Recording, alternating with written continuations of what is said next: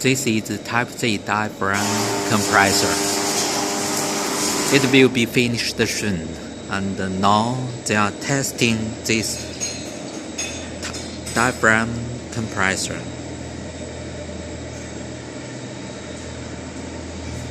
Let's take a close look.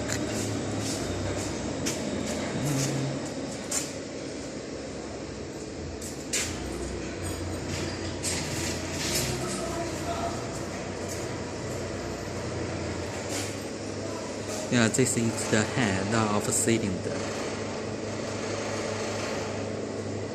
It's a first stage diaphragm compressor. And its motor is big low cruise motor.